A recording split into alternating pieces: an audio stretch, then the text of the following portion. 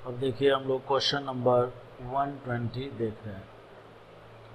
120 में देखिए कीटोन है और यहाँ पर जो है HCN लिया हुआ है, ठीक है। तो कहता है कि HCN से इस तरह से साइनोहाइड्रिन बना हुआ है, ठीक है। न्यूक्लियोफिलिक अटैक हुआ है CN- के द्वारा। अब आप जानते हो कि ये CN- अटैक तो तभी करेगा ना जब ये H यहाँ से हटेगा, और इस H को हटाने के लिए क्या है कि क्वेश्चन में कहता है कि ये जो रिएक्शन है एक कैटलिस्ट के साथ जो है प्रोसीड होता है। तो बताइए कैटलिस्ट में क्या यूज में हम लोग लेते हैं। तो देखिए HCN जो है ना, HCN के साथ जो है हम लोग एक स्ट्रॉन्ग बेस यूज में लेते हैं।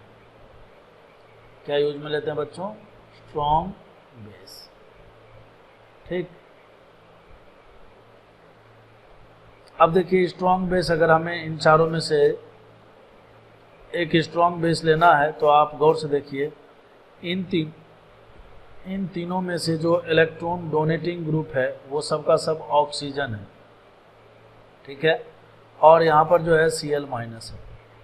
तो हम जानते हैं HD की स्ट्रेंथ जो है, HD की स्ट्रेंथ डायरेक्टली प्रोपोर्शनल होता है साइज के, ठीक है। इसका मतलब ये है कि बेसिक स्ट्रेंथ जो है इन्वर्सली प्रोपोर्शनल होगा साइज के। अब ये बात मैंने क्यों बोला, क्योंकि देखिए O- में और Cl- में अगर हम कंपेयर करें, ठीक है, तो O- और Cl- में Cl- का साइज बड़ा है, तो साइज बड़ा है तो HD की स्ट्रेंथ जो है Cl- का ज़्यादा होगा, ठीक है। तो HD की स्ट्रेंथ अगर इसका Cl- का ज़्यादा होगा तो इसका मतलब बेसिक स्ट्रेंथ इसका सबसे कम होगा।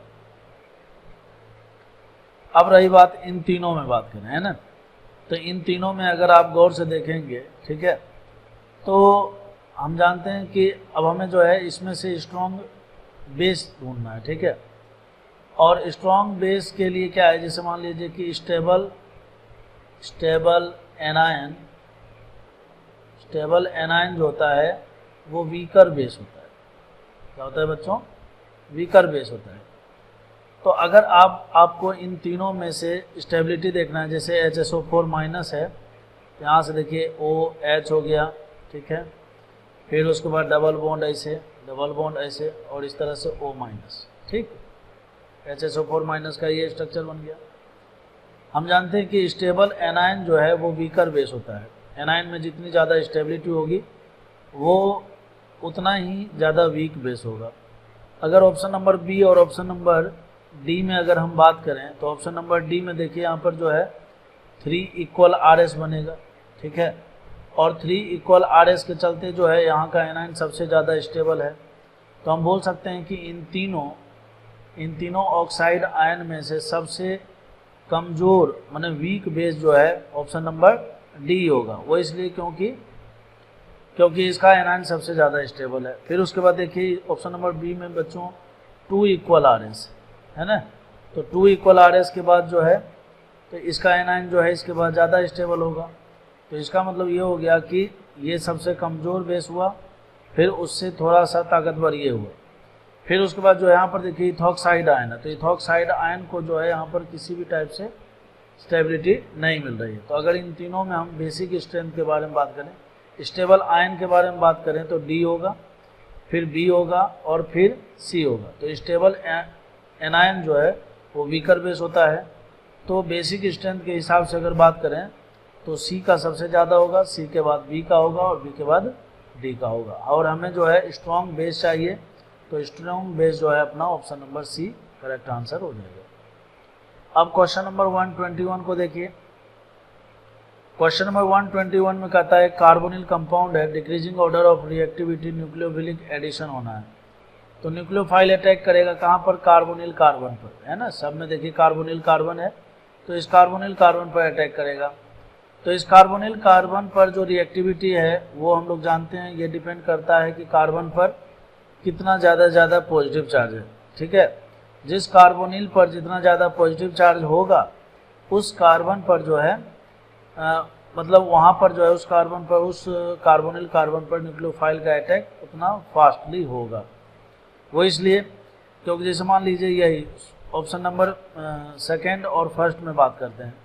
सेकेंड में देखिए यहाँ पर ये NO2 ग्रुप लगा हुआ है तो ये -m है, तो ये क्या करेगा, इलेक्ट्रॉन को इस डायरेक्शन में खींच के लाएगा। ठीक है, तो जब हम इलेक्ट्रॉन को इस डायरेक्शन में खींचेंगे तो इधर इलेक्ट्रॉन बढ़ेगा और यहाँ पर इलेक्ट्रॉन घटेगा, और यहाँ इलेक्ट्रॉन घटने से यहाँ पर पॉजिटिव चार्ज आ जाएगा। ठीक है, जबकि यहाँ पर देखिए केवल बेंजीन रिंग के द्वारा ही बेंजीन रिंग के द्वारा जो है यहाँ पर इलेक्ट्रॉन डबल बॉन्ड है, देखिए तो ये डबल बॉन्ड के थ्रू जो है ना ये इसी डायरेक्शन में रेजोनेंस करेगा। ठीक है, और ये देखिए कीटोन है और ये एल्डिहाइड है। तो सबसे पहली बात तो ये होता है बच्चों कि एल्डिहाइड और कीटोन में एल्डिहाइड की रिएक्टिविटी सबसे ज़्यादा होती है। तो देखिए 1, 2 और 4 में 1, 2, 4 ये तीनों का तीनों एल्डिहाइड है, जिसमें 2 में जो है -m इफेक्ट लग रहा है, तो 2 का तो हो जाएगा सबसे ज़्यादा। अब 1 और 4 में बात कीजिए तो 4 में देखिए यहाँ पर एक एक्स्ट्रा में जो है प्लस का हाइपर कंजुगेशन होगा, क्योंकि पहला पोजीशन पर देखिए 3 अल्फा H है। ठीक है, तो हाइपर कंजुगेशन होने से इलेक्ट्रॉन जो है इधर ज़्यादा तेज़ी से जाएगा, और जितना ज़्यादा इलेक्ट्रॉन इसके तरफ जाएगा है ना, इस कार्बन पर पॉजिटिव चार्ज की मात्रा उतनी ही घट जाएगी। तो ऑप्शन नंबर 1 और 3 में 1 और 4 में बात किया जाए तो 1 की रिएक्टिविटी ज़्यादा होगी। क्यों? क्योंकि 4 के कंपेयर में जो है कार्बन पर पॉजिटिव चार्ज जो है 1 में ज़्यादा होगा। ठीक है, और फिर उसके बाद रही बात फाइनली जो है कीटोन। ठीक है, तो यहाँ से जो है 2 के बाद जो है 1 हो जाएगा, 1 के बाद 4 होगा एल्डिहाइड के कारण, और एल्डिहाइड के बाद बच्चों कीटोन होगा। कीटोन का क्यों होगा? क्योंकि सही मायने में जैसे 1 और 3 में कंपेयर कीजिए आप, तो देखिए यहाँ से जो है इस बेंजीन रिंग के द्वारा इलेक्ट्रॉन ऊपर जा रहा था रेजोनेंस में, तो यहाँ पर भी ऊपर जा ही रहा है। ठीक है, लेकिन साथ ही साथ जो है ना यहाँ CH3 के कारण जो है एक +I इफेक्ट और एक्स्ट्रा लग रहा है, तो इसीलिए इस कार्बन पर जो है ना पॉजिटिव चार्ज की मात्रा कुछ ज़्यादा ही कम हो जाएगी। ठीक है, औरों के रिस्पेक्ट में, इसीलिए कीटोन की रिएक्टिविटी जो है सबसे कम होगी। ठीक है, तो इस तरह से इसका आंसर क्या होना चाहिए? आंसर हो जाएगा B।